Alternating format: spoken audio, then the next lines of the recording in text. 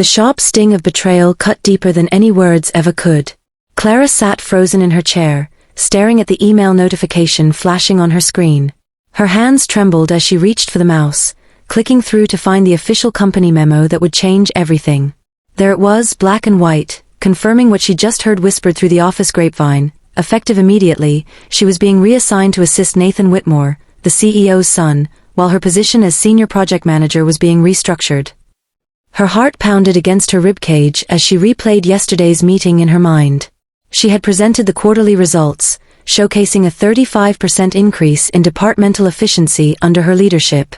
The board had been impressed. Even old Mr. Thompson, who never smiled, had nodded approvingly. But Michael Whitmore, the CEO, had barely glanced at her report. Instead, he'd spent the entire meeting scrolling through his phone, occasionally shooting her looks that made her skin crawl. Clara's eyes burned as she remembered the countless late nights, the weekends sacrificed, the innovative strategies she'd implemented that had transformed their struggling division into the company's most profitable sector.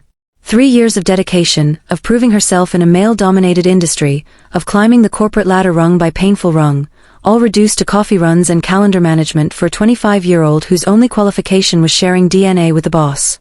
The office buzzed around her, colleagues pretending not to notice her distress while surreptitiously checking their phones for updates. She could feel their pitying glances like tiny needles pricking her skin. Through the glass walls of her, Nathan's, new office, she watched him saunter in, already claiming her former workspace. His designer suit hung awkwardly on his frame, his tie askew, and his smug grin spoke volumes about how little he understood about the responsibilities now thrust upon him. Michael's words from this morning echoed in her ears. Sometimes, a fresh perspective is needed, he'd said, his voice dripping with condescension. Nathan needs guidance from someone experienced. Experienced? Clara had wanted to laugh, but the bitter taste in her mouth had turned it into something closer to a sob. Nathan, whose only experience came from playing golf with his father's business associates and partying with trust fund babies, was now her superior. She felt the weight of invisible chains tightening around her, each link forged from years of subtle discrimination and glass ceilings she'd shattered only to find more above. The promotion she'd earned through blood, sweat, and sheer determination had been handed to someone whose biggest achievement was being born into the right family. And now, instead of leading her team, she was expected to hold Nathan's hand while he stumbled through tasks she could do in her sleep. Clara's fingers gripped the edge of her desk as memories flooded back. The time she'd stayed late to help Nathan when he interned here 2 summers ago, patiently explaining basic concepts that should have been second nature after his expensive education. She recalled how he'd consistently missed deadlines, blaming everyone but himself, while she covered for him to maintain departmental harmony. Those experiences now tasted like ashes in her mouth, each one a bitter reminder of how naive she'd been to think hard work and integrity mattered more than family connections. Through the window, she caught sight of Michael watching her from his corner office. Their eyes met briefly before he turned away, his expression unreadable but somehow satisfied. The message was clear, this wasn't just a demotion, it was punishment. Punishment for what, exactly? For being too competent? Too ambitious? Too threatening to the established order where privilege trumped merit? Her phone vibrated with incoming messages, but she ignored them, knowing they were probably sympathetic texts from colleagues too cowardly to show support face-to-face. Instead, she focused on the framed certificate hanging on her wall, Employee of the Year, awarded just last month. The irony was almost too much to bear. How quickly accolades became meaningless when faced with nepotism's cold reality. As the afternoon sun cast long shadows across her desk, Clara forced herself to breathe deeply, counting each inhale and exhale. Panic wouldn't solve anything. Anger wouldn't fix this injustice. But somewhere deep inside, a spark of determination refused to die. She'd built her career from nothing, fought tooth and nail for every opportunity, and survived worse setbacks. This demotion might feel like a death sentence for her professional aspirations, but she knew with absolute certainty that this wasn't the end of her story. The first week working under Nathan proved to be a masterclass in frustration and thinly veiled incompetence. On Monday morning, Clara arrived early, determined to maintain her professionalism despite the circumstances. She found Nathan already there, sprawled across his desk, nursing a cup of coffee and scrolling through social media on his phone. When she approached with a carefully prepared schedule and task list she'd created over the weekend, he merely waved her off, mumbling something about getting to it later. By Tuesday, The pattern became clear. Nathan delegated every responsibility to Clara while taking credit for her work during meetings. He would call her into his office multiple times a day, demanding explanations for basic procedures and then dismissing her suggestions with a condescending smile. During the crucial client presentation, he froze midway through Clara's meticulously crafted slides, unable to answer simple questions about market projections she had spent weeks analyzing. Watching him stumble through responses, she felt her stomach twist in equal parts anger and embarrassment. Wednesday brought the supply chain crisis. A major vendor had failed to deliver critical components, threatening to derail an important project. Clara sprang into action, coordinating with alternative suppliers and rearranging timelines to minimize disruption. When Nathan finally emerged from his lunch meeting 3 hours late, he dismissed her efforts, insisting on a completely impractical solution that would have cost the company thousands extra. Only the intervention of the finance department, armed with Clara's detailed analysis, prevented disaster. Each interaction chipped away at Clara's patience. Thursday's staff meeting was particularly excruciating.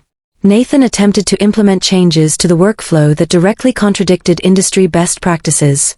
As team members exchanged concerned glances, Clara struggled to maintain her composure while diplomatically pointing out the flaws in his approach. Nathan responded by questioning her experience in front of the entire team, his voice dripping with manufactured doubt about her capabilities. The breaking point came on Friday afternoon. Clara had spent the week documenting every misstep, every poor decision, and every instance of gross incompetence. She had hoped to present this evidence to Michael, believing that facts would speak louder than favoritism. Instead, she found herself summoned to Michael's office, where Nathan sat smugly beside his father. The stack of papers she carried seemed to weigh heavier with each step. "You're undermining my son's authority," Michael accused, his voice colder than she'd ever heard. Each documented incident was twisted into evidence of insubordination. Nathan chimed in with exaggerated accounts of her attitude problems, painting her as resistant to change and unwilling to adapt to new leadership. The irony of these accusations, coming from someone who had systematically dismantled months of progress, was almost too much to bear. As she left Michael's office, Clara's hands shook with barely contained rage. The audit team's visit, scheduled for next week, suddenly took on new significance. She had always maintained meticulous records, a habit born from years of having to prove her worth in environments where women were often doubted. Now, those same records might become her salvation. In the quiet of her cubicle, she began compiling everything: emails, project timelines, performance metrics, and the damning paper trail of Nathan's disastrous decisions. The weekend passed in a blur of spreadsheets and documentation. Clara methodically organized evidence of Nathan's failures, cross-referencing them with the company's financial reports and operational data.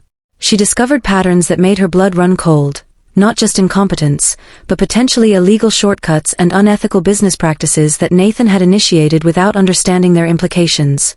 Each discovery fueled her determination to expose the truth, though she knew the risk involved in challenging the Whitmore dynasty. Monday morning arrived with an unusual tension in the air. The audit team had requested specific documents and access to various departments throughout the week. Clara watched from her desk as Nathan fumbled through preparations, his usual confidence replaced by nervous energy. During the team meeting, he tried to downplay the audit's importance, but Clara noticed beads of sweat forming on his forehead as he spoke. It was satisfying in a small way to see him finally acknowledge the gravity of the situation. The auditors arrived precisely at 9 o'clock, led by a stern-faced woman named Margaret Chun. Clara recognized her immediately. They had worked together on a cross-departmental initiative 2 years ago. Margaret's reputation for thoroughness and integrity preceded her, and Clara felt a flicker of hope as she watched the team set up their command center in the conference room. Throughout the day, she observed subtle interactions between Margaret and various staff members, noting how former colleagues seemed unusually willing to share information. During lunch, Clara received a discreet message from Margaret requesting a private meeting. They met in an empty office, where Clara carefully shared her concerns and presented her documentation. Margaret listened intently, asking pointed questions that demonstrated she had already uncovered troubling inconsistencies. As they spoke, Clara realized the investigation extended far beyond Nathan's incompetence. It touched on fundamental issues within the company's operational structure and decision-making processes. Back at her desk, Clara monitored the unfolding drama with growing anticipation. Nathan's attempts to charm the auditors fell flat, his answers to their questions increasingly contradictory. She overheard hushed conversations between senior managers, their usual bravado replaced by anxious whispers.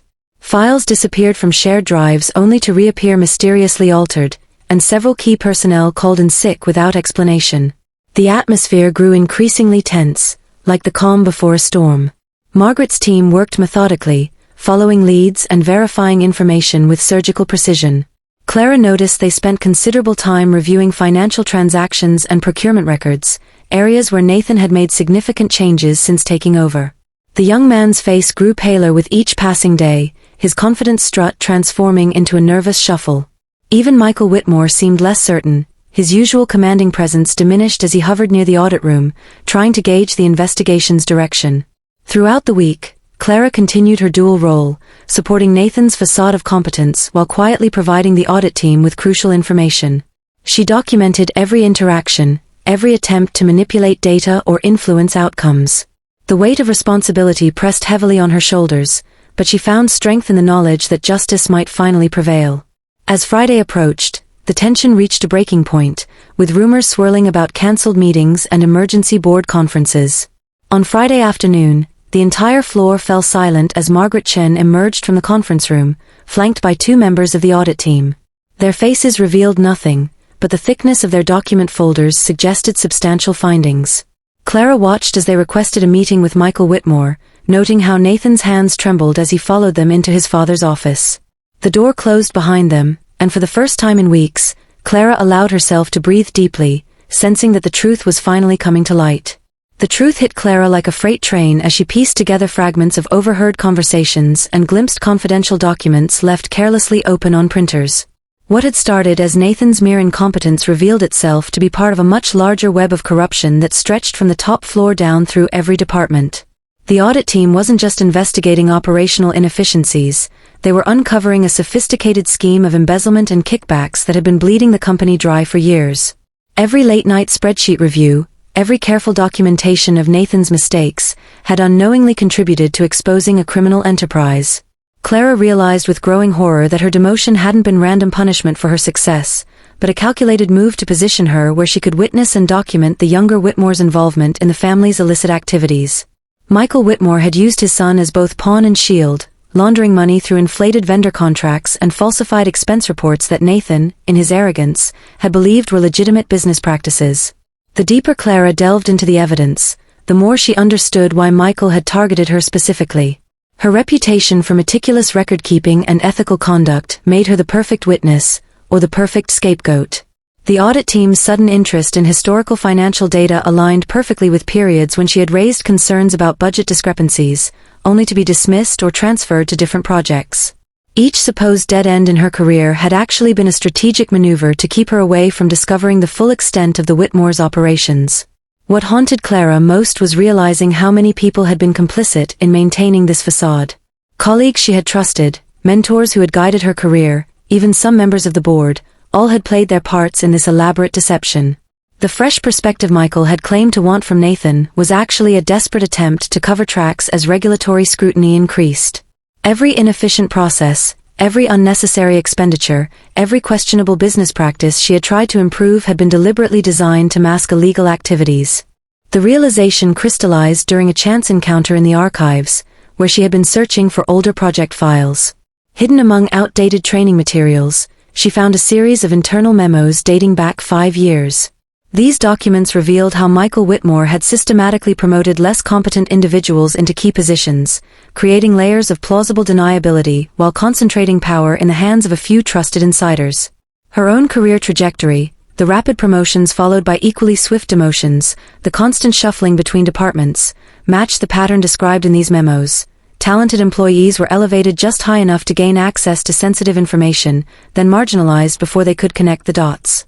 As Clara sat surrounded by boxes of forgotten paperwork, the pieces fell into place with devastating clarity.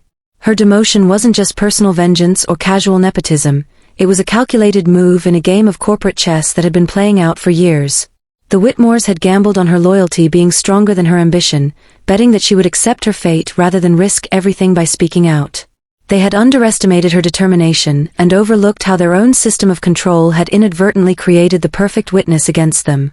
The weight of this knowledge settled heavily on Clara's shoulders as she contemplated her next move.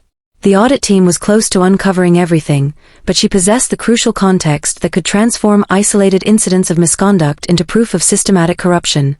Yet revealing everything meant destroying lives, not just the Whitmores, but those of colleagues who had either participated willingly or turned a blind eye to maintain their positions. The moral complexity of her situation gnawed at her conscience, forcing her to question whether justice served was worth the collateral damage it would inevitably cause. As she gathered her evidence and prepared to meet with Margaret Chun, Clara understood that the truth would bring neither simple vindication nor easy redemption. The web of lies and manipulation ran deeper than she had imagined, and untangling it would require sacrifices she wasn't sure she was ready to make. The company she had devoted years of her life to building was rotten to its core, and the path forward offered no guarantees, only the certainty that nothing would ever be the same again. The meeting with Margaret Chun lasted 3 hours, each moment charged with tension and revelation. Clara laid out every piece of evidence she had gathered, from the meticulously documented instances of Nathan's incompetence to the deeper layers of corruption that implicated Michael Whitmore and his inner circle. Margaret listened intently, her expression unreadable but her pen moving steadily across her notepad. When Clara finally finished, Margaret leaned back in her chair and exhaled deeply. "You've done an extraordinary job," Margaret said, her voice steady but tinged with something Clara couldn't quite place, perhaps admiration or maybe sadness. "But I need you to understand what comes next. This isn't just about exposing fraud anymore. It's about dismantling an entire system that has been built over decades. People will lose their jobs, reputations will be destroyed, and lives will change forever." Clara nodded, her hands clasped tightly in her lap. She had known this all along, but hearing it spoken aloud made it feel more real, more final. "I understand," she replied softly. "But if we don't do this now, nothing will ever change. The company will keep bleeding money, employees will continue to suffer under bad leadership, and people like Nathan will keep getting away with destroying everything they touch." Margaret studied her for a long moment before nodding. "All right. Here's what we're going to do. Tomorrow morning, my team will present our findings to the board of directors. You won't be there, at least not officially, but your documentation will form the backbone of our case. If things go as planned, Michael Whitmore will be forced to step down, and his son will face legal consequences for his actions." "But Clara..." She paused, leaning forward slightly. "You need to prepare yourself for the fallout. Once this goes public, you'll become a target, not just from the Whitmores, but from others who want to protect themselves by discrediting you." Clara swallowed hard but held Margaret's gaze. "I'm ready," she said firmly, though her heart pounded in her chest. "This isn't just about me anymore. It's about doing what's right for the company, for my colleagues, and for anyone else who's ever been treated unfairly because of someone else's greed." The next morning felt surreal. Clara arrived at work early, her stomach churning with anticipation. She half expected security guards to escort her out of the building, but instead, the office buzzed with nervous energy. Rumors swirled about emergency board meetings and heated arguments behind closed doors. By mid-morning, the whispers turned into outright panic when word spread that law enforcement officers had arrived on site. Clara watched from her desk as uniformed officials entered Michael Whitmore's office. Moments later, both Michael and Nathan emerged, their faces pale and drawn. Nathan looked utterly lost, clutching his father's arm as they were led toward the elevators. The sight sent a shiver down Clara's spine, but she refused to look away. For years, she had been invisible to them, just another cog in the machine. Now she bore witness to their downfall, standing tall even as tears pricked at the corners of her eyes. Later that afternoon, Margaret appeared at Clara's cubicle. "It's done," she said simply, a small smile playing at the corners of her mouth. "Michael Whitmore has resigned, effective immediately, and Nathan is being investigated for multiple counts of fraud. The board has appointed an interim CEO, someone independent who's committed to cleaning house." Relief washed over Clara, but it was bittersweet. She thought of the colleagues who would lose their jobs, the projects that might be shelved indefinitely, and the uncertainty that lay ahead. Still, she couldn't deny the sense of justice coursing through her veins. After years of fighting against a rigged system, she had finally won. In the weeks that followed, the company underwent a dramatic transformation. A wave of resignations swept through upper management, and several high-profile executives faced criminal charges. The interim CEO implemented sweeping reforms, including mandatory ethics training, transparent hiring practices, and a renewed focus on merit-based promotions. Clara found herself thrust into the spotlight, hailed as a whistleblower who had risked everything to expose the truth. Her own career trajectory shifted dramatically. Offered a promotion to oversee a newly created compliance department, Clara accepted with one condition: that she would have complete autonomy to root out any lingering corruption within the organization. Her first act was to assemble a diverse team of employees who shared her commitment to integrity and accountability. Together, they worked tirelessly to rebuild trust and restore the company's reputation. One evening, months after the scandal broke, Clara stood alone in her new corner office, gazing out at the city skyline. The weight of everything she had endured still lingered, but so did a profound sense of purpose. She thought of the young woman she had once been, the one who had doubted her worth, who had questioned whether hard work truly mattered in a world dominated by privilege and power. That woman seemed distant now, almost unrecognizable. A soft knock at the door pulled her from her thoughts. Turning, she saw Margaret standing there, holding 2 cups of coffee. "Mind if I join you?"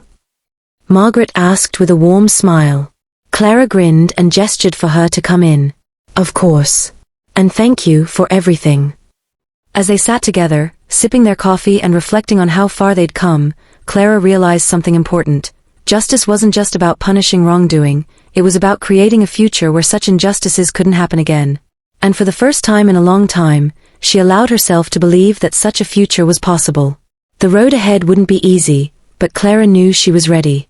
She had faced betrayal, humiliation, and fear, and emerged stronger for it. Whatever challenges lay ahead, she would meet them head-on, armed with the knowledge that sometimes, the hardest battles yield the sweetest victories.